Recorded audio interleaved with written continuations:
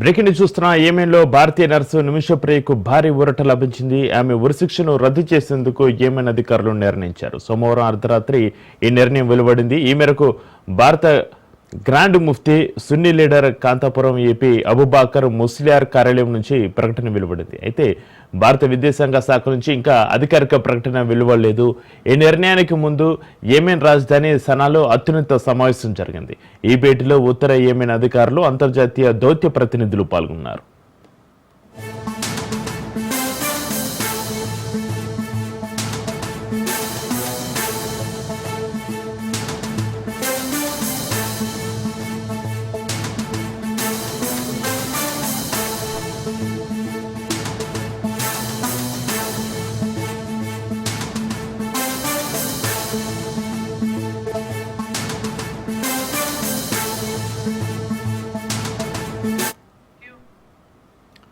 ఇక నిమిషప్రియ ఉరిశిక్ష రద్దు కోసం భారత గ్రాండ్ ముఫ్తీ విజ్ఞప్తి మేరకు యెమెన్లోని సుఫీ ముఖ్య పండితుడు షేక్ హబీబ్ ఓమర్ బిన్ హఫీజ్ ఒక బృందాన్ని చర్చల కోసం నియమించారు.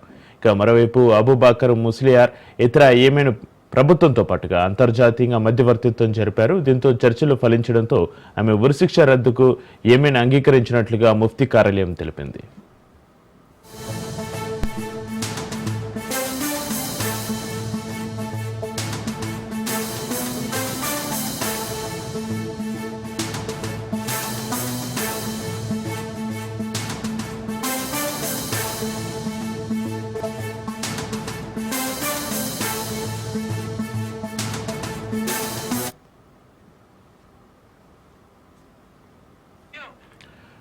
అబూబకర్ ప్రకటనను యెమెన్లోని యాక్షన్ కౌన్సిల్ ఫర్ తలాలు మహదీస్ జస్టిస్ ప్రతినిధి సర్హాన్ సంషాన్ ఆల్ విశ్వాబీ ధృవీకరించారు. మత పండితుల బలమైన చొరవతోనే నిమిషప్రియ ఉరిశిక్ష రద్దు అయినట్లుగా పేర్కొన్నారు.